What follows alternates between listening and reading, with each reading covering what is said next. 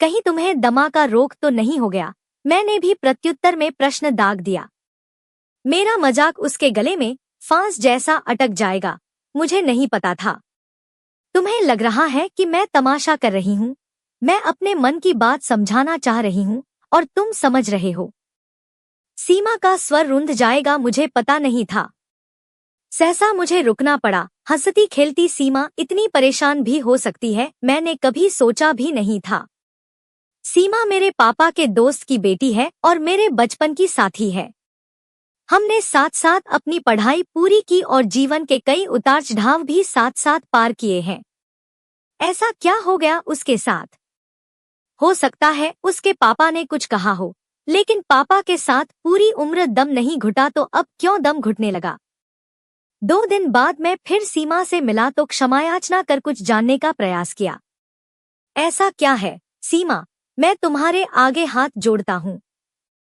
अब क्या मुझे भी रुलाओगी तुम? मेरी वजह से तुम क्यों रोओगे? तनिक रुकना पड़ा मुझे। सवाल गंभीर और जायज भी था। भला मैं क्यों रोऊंगा? मेरा क्या रिश्ता है सीमा से? सीमा की माँ का एक्सीडेंट, उनका देर तक अस्पताल में इलाज और फिर उनकी मौत, सीमा का अकेलापन, सीमा के पापा का पुनर्विवाह और फिर उनका भी अलगाव।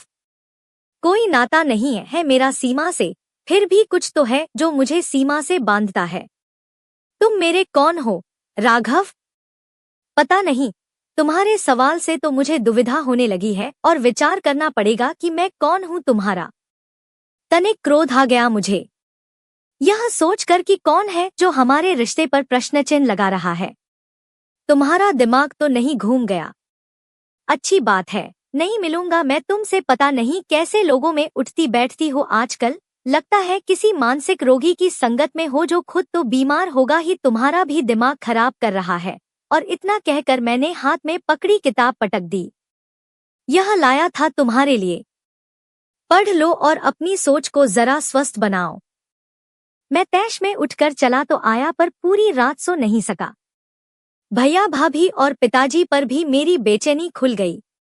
बातों बातों में उनके होठों से निकल गया, सीमा के रिश्ते की बात चल रही थी। क्या हुआ उसका? उस दिन भाई साहब बात कर रहे थे कि जन्मपत्री मिल गई है, लड़के को लड़की भी पसंद है, दोनों अच्छी कंपनी में काम करते हैं। क्या हुआ, बात आगे बढ़ी कि नहीं? मुझे तो पता नहीं कि सीमा के रिश्ते की बात चल रही है। क्या सीमा ने भी नहीं बताया? भाई साहब तो बहुत उतावले हैं इस रिश्ते को लेकर कि लड़का उसी के साथ काम करता है। मनीष नाम है उसका, जाति भी एक है। अरे भाभी, आपको इतना सब पता है और मुझे इसका कखा भी पता नहीं। इतना कहकर मैं भाभी का चेहरा देखने लगा और भौचक्का सा अपने कमरे में चला आया। पता नहीं चला कब भाभी भी मेरे पीछे कमरे में चली आईं। राघव, क्या सचमुच तुम कुछ नहीं जानते? हाँ भाभी, बिल्कुल सच कह रहा हूँ कि मैं कुछ भी नहीं जानता। क्यों, सीमा ने नहीं बताया? तुमसे तो उसकी अच्छी दोस्ती है, जरा सी बात भी एक दूसरे के साथ तुम बांटते हो। भाभी, यही तो मैं भी सोच रहा हूँ, मगर यह सच है। आजकल सीमा परेशान बहुत है। पिछले 3 से 4 दिनों में हम जब भी मिले हैं, बस हम में झगड़ा ही हुआ है। मैं पूछता हूँ तो कुछ बताती भी नहीं है। हो सकता है वह लड़का मनीष ही उसे परेशान कर रहा हो। उसने कहा भी था कुछ। सहसा याद आया मुझे, दम घुटने जैसा कुछ कहा था। उसी बात पर तो झगड़ा हुआ था। सब समझ आने लगा मुझे। हो सकता है वह लड़का सीमा को पसंद न हो, वह सीमा की हर सांस पर पहरा लगा रहा हो। बचपन से जानता हूँ न सीमा को जरा सा भी तनाव हो तो उसकी सांस ही रुकने लगती है। तुमसे कुछ पूछना चाहती हूँ राघव। भाभी बड़ी बहन का रूप लेकर बोली, सीमा तुम्हारी अच्छी दोस्त है या उससे ज्यादा भी है? कुछ अच्छी मित्र है। यह कैसी बातें कर रही हैं आप? कल सीमा भी पूछ रही थी कि मैं उसका क्या लगता हूँ, जैसे वह जानती नहीं कि मैं उसका क्या हूँ। तुम तो पढ़े लिखे हो ना? भाभी बोली, MBA हो, बहुत बड़ी कंपनी में काम करते हो, सबको समझा कर चलते हो। क्या मुझे समझा सकते हो कि तुम सीमा के क्या हो? हम दोनों बचपन के साथी हैं। बहुत कुछ साथ साथ सहा भी है। भाभी बात को बीच में काट कर बोली, अच्छा बताओ, क्या 2 पल भी बिना सीमा को सोचे कभी रहे हो? ना, नहीं रहा। तो क्या उसके बिना पूरा जीवन जी लोगे? उसकी शादी कहीं और हो गई तो? भाभी, मैं सीमा को किसी धर्म संकट में नहीं डालना चाहता था, इसीलिए ऐसा सपना ही नहीं देखा। उसका सुख ही मेरे लिए सब कुछ है। वह जहां रहे सुखी रहे, बस। तुमने उससे पूछा, वह मनीष को पसंद करती है? नहीं ना, तुम्हें कुछ पता ही नहीं है। जिसके साथ उसके पिता ने जन्म कुंडली मिलाई है, क्या उसके साथ उसके विचार भी मिलते हैं? नहीं जानते न तुम उसका सुख दुख जानते ही नहीं, तो उसे सुखी रखने की कल्पना भी कैसे कर सकते हो? एक बार तो उससे खुलकर बात कर लो, बहुत देर न हो जाए। मुन्ना। भाभी का हाथ मेरे सिर पर आया तो लगा एक ममतामयी सुरक्षा कवच उभर आया मन के आसपास। क्या भाभी मेरा मन पहचानती है? लगा चेतना पर से कुछ हट सा रहा है। ज्यादा से ज्यादा सीमा ना कर देगी। भाभी बोली, कोई बात नहीं, हम बुरा नहीं मानेंगे। कम से कम दिल की बात कहो तो सही। तुम डरते हो तो मैं अपनी तरफ से बात छेड़ूं।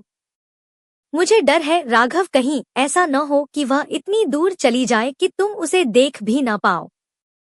सवाल अनपढ़ या पढ़े लिखे होने का नहीं है। कुछ सवाल इतने भी आसान नहीं होते जितना तुम सोचते हो। क्योंकि बड़े बड़े पढ़े लिखे भी अक्सर कुछ प्रश्नों का उत्तर नहीं दे पाते। सीमा को तो अनपढ़ कह दिया, तुम ही कौन से पढ़े लिखे हो, जरा समझाओ मुझे। किंकर्तव्य विमूढ़ मैं भाभी को देखता रहा। मेरा मन भर आया। अपने भाव छिपाने चाहे लेकिन प्रयास असफल रहा। भाभी से क्या छिपाऊं? शायद भाभी मुझसे ज्यादा मुझे जानती है, और सीमा को भी। मुन्ना, तुम आज ही सीमा से बात करो। मैं शाम तक का समय तुम्हें देती हूँ, वरना कल सुबह मैं सीमा से बात करने चली जाऊंगी। अरे, जाति नहीं मिलती न सही, दिल तो मिलता है। वह ब्राह्मण है, हम ठाकुर हैं, इससे क्या फर्क पड़ता है? जब उसे साथ ही लेना है तो उसके लायक बनने की जरूरत ही क्या है? जिंदगी इतनी सस्ती नहीं होती बच्चे कि तुम इसे यूं ही गवा दो, और इतनी छोटी भी नहीं कि सोचो बस खत्म हुई ही समझो। पल पल भारी पड़ता है जब कुछ हाथ से निकल जाए। मुन्ना, तुम मेरी बात सुन रहे हो? मैं भाभी की गोद में समा कर रो पड़ा। पिछले 10 सालों में माँ बनकर भाभी ने कई बार दुलारा है। जब भाभी इस घर में आई थी तब मैं 16 से 17 साल का था। डरता भी था, पता नहीं कैसी लड़की घर में आएगी, घर को घर ही रहने देगी या श्मशान बना देगी। और अब सोचता हूँ कि मेरी यह नन्ही सी माँ न होती तो मैं क्या करता। तुम बड़े कब होगे राघव? चीखी थी भाभी। मुझे बड़े होने की जरूरत ही नहीं है, आप है। अगर आपको लगता है बात करनी चाहिए तो आप बात कर लीजिए, मुझ में हिम्मत नहीं है। उनकी न उनकी, हाँ, आप ही पूछ कर बता दें। डरता हूँ कहीं दोस्ती का यह रिश्ता हाथ से ही न फिसल जाए। इस रिश्ते को तो यूं भी तुम्हारे हाथ से फिसलना ही है। जितनी पीड़ा तुम्हें सीमा की वजह से होती है वह तब तक कोई अर्थ रखती है जब तक उसकी शादी नहीं हो जाती। उसके बाद यह पीड़ा तुम्हारे लिए अभिशाप बन जाएगी और सीमा के लिए भी। राघव, तुम एक बार तो सीमा से खुद बात कर लो, अपने मन की कहो तो सही। भाभी, आप सोचिए तो, उसके पापा नहीं मानेंगे तो क्या सीमा उनके खिलाफ जाएगी? नहीं जाएगी, इसलिए कि अपने पापा का कहना वह मरकर भी निभाएगी। मेरे प्रति अगर उसके मन में कुछ है भी तो उसे हवा देने की क्या जरूरत? क्या सीमा यह सब कुछ सह लेगी? इतना आसान होगा नहीं जितना तुम मान बैठे हो। भाभी गुस्से से मेरे हाथ झटक कर चली गईं और सामने चुपचाप कुर्सी पर बैठे अपने भाई पर मेरी नजर पड़ी, जो न जाने कब से हमारी बातें सुन रहे थे। क्या लड़के हो तुम? भाभी का पल्ला पकड़ कर रो तो सकते हो, पर सीमा का हाथ पकड़ एक जरा सा सवाल नहीं पूछ सकते। आदमी बनो राघव, हिम्मत करो बच्चे, चलो उठो, नहा धोकर नाश्ता करो और निकलो घर से, आज इतवार है और सीमा भी घर पर ही होगी। हाथ पकड़कर सीमा को घर ले आओगे तो भी हमें मंजूर है। भैया भाभी के शब्दों का आधार मेरे लिए एक बड़ा प्रोत्साहन था, लेकिन एक पतली सी रेखा संकोच और डर की मैं पार नहीं कर पा रहा था। किसी तरह सीमा के घर पहुंचा। बाहर ही उसके पापा मिल गए। पता चला सीमा की तबीयत अच्छी नहीं है। कभी ऐसा नहीं हुआ उसे। कहती है सांस ही नहीं आती। रात भर फैमिली डॉक्टर पास बैठे रहे। क्या करूं मैं, अच्छी भली थी, पता नहीं क्या होता जा रहा है इसे। अंकल, आपको पता तो है कि घबराहट में सीमा को दम घुटने जैसा अनुभव होता है। उस दिन मुझसे बात करनी भी चाहिए थी पर मैंने ही मजाक में टाल दिया था। तो तुम उससे पूछो, बात करो। मैं सीमा के पास चला आया और उसकी हालत देख घबरा गया। 3 से 3 तकिए पीठ के पीछे रखे वह किसी तरह शरीर को सीधा रख सांस खींचने का प्रयास कर रही थी। एक एक सांस को तरसता इंसान कैसा दयनीय लगता है, मैंने पहली बार जाना था। आंखें बाहर को फट रही थी, मानो अभी पथरा जाएंगी। उसकी यह हालत देखकर मैं रो पड़ा था। सच ही कहा था भाभी ने कि मेरा सीमा के प्रति स्नेह और ममता इतनी भी सतही नहीं जिसे नकारा जा सके। दोनों हाथ बढ़ाकर किसी तरह हामफते शरीर को सहारा देना चाहा।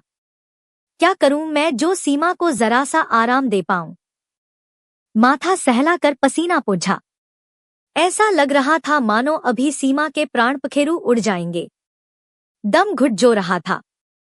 सीमा, सीमा क्या हो रहा है तुम्हें, बात करो न मुझसे। दोनों हाथों में उसका चेहरा लेकर सामने किया। आत्मग्लानि से मेरा ही दम घुटने लगा था। उस दिन सीमा कुछ बताना चाह रही थी तो क्यों नहीं सुना मैंने। अचानक ही भीतर आते पापा की आवाज सुनाई दी। सीमा, देखो, तुमसे मिलने मनीष आया है।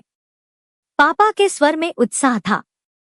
शायद भावी पति को देख सीमा को चैन आएगा। एक नौजवान पास चला आया और उसका अधिकारपूर्ण व्यवहार ऐसा मानो बरसों पुराना नाता हो। मेरे मन में एक विचित्र भाव जाग उठा, जैसे मैं सीमा के आसपास कोई अवांछित प्राणी था। क्या बात है सीमा, कल अच्छी भली तो थी तुम, अचानक ऐसा कैसे हो गया। सवाल पर सवाल, उत्तर न मिलने पर भी एक और सवाल। कल शाम तुम्हारा इंतजार करता रहा। नहीं आना था तो एक फोन तो कर देती। दीदी और जीजाजी तुम्हारी वजह से नाराज हो गए हैं। उन्हें फोन करके सॉरी बोल देना। जीजाजी को कहकर न आने वालों से बहुत चिढ़ है। मुझे मनीष एक संवेदनहीन इंसान लगा। सीमा पर पड़ती उसकी नजरों में अधिकार भावना अधिक थी और चिंता कम। यह इंसान सीमा से प्यार ही कहाँ कर पाएगा जिसे उसकी तकलीफ पर जरा भी चिंता नहीं हो रही। सीमा रो पड़ी थी और अगले पल उसका समूचा अस्तित्व मेरी बाहों में आ समाया और मेरी छाती में चेहरा छिपाकर वह चीख चीख कर रोने लगी। सीमा के पापा अवाक थे। मनीष की पीड़ा को मैं नकार नहीं सकता। जिसकी होने वाली बीवी उसी की ही नजरों के सामने किसी और की बाहों में समा जाए। कुछ प्रश्न और कुछ उत्तर शायद इसी एक पल का इंतजार कर रहे थे। सीमा ने पीड़ा की स्थिति में अपना समूल मुझे सौंप दिया था और मेरे शरीर पर उसके हाथों की पकड़ इतनी मजबूत थी कि मेरे लिए विश्वास करना मुश्किल था। स्पर्श की भाषा कभी कभी इतनी प्रभावी होती है कि शब्दों का अर्थ ही गौण हो जाता है। मेरे हाथों में क्या था मैं नहीं जानता, लेकिन कुछ ऐसा अवश्य था जिसने सीमा की उखड़ी सांसों को आसान बना दिया था। मेरे दोनों हाथों को कसकर पकड़ना उसका एक उत्तर था जिसकी मुझे भी उम्मीद थी। मुझे पता ही नहीं चला कब मनीष और पापा कमरे से बाहर चले गए। गले में ढेर सारा आवेग पीते हुए मैंने सीमा के बालों में उंगलियां डाल सहला दिया। देर तक सीमा मेरी छाती में समाई रही। सांस पूरी तरह सामान्य हो गई थी, जिस पर मैं भी हैरान था और सीमा के पापा भी। तुमने पूछा था ना मैं तुम्हारा कौन हूं? कल तक पता नहीं था, आज बता सकता हूं। चुप थी सीमा और उसके पापा भी चुप थे। मुझे वे प्रकृति के आगे नतमस्तक से लगे। सीमा की सांसें अगर मेरी नजदीकियों की मोहताज थी तो इस सच से वे आंखें कैसे मोड़ लेते। मुझे बताया क्यों नहीं, तुम दोनों ने बचपन से साथ साथ हो और एक दूसरे पर इतना अधिकार है तो। अंकल, मुझे भी पता नहीं था, आज ही जान पाया और इसी के साथ मेरा गला रूंध गया था। मुझे अच्छी तरह याद है जब सीमा की मां की मौत के कुछ साल बाद उसके पापा ने अपनी बहन के दबाव में आकर पुनर्विवाह कर लिया था, तब वह कितने परेशान थे। सीमा और उसकी नई मां के बीच तालमेल नहीं बैठा पा रहे थे। तब अक्सर मेरे सामने रो दिया करते थे, अपनी जाति अपनी ही जाति होती है, यह औरत हमारी जाति की नहीं है, इसीलिए हम में घुल मिल नहीं पाती। अंकल, आप अपनी जाति से बाहर भी तो जाना नहीं चाहते थे और मैं भी नहीं चाहता था मेरी वजह से सीमा आपसे दूर हो जाए, क्योंकि आपने सीमा के लिए अपने सारे सुख भुला दिए थे। तो क्या उसका बदला मैं सीमा के जीवन में जहर घोल कर लूंगा? मैं उसका बाप हूँ। जो मैंने किया वह कोई एहसान नहीं था।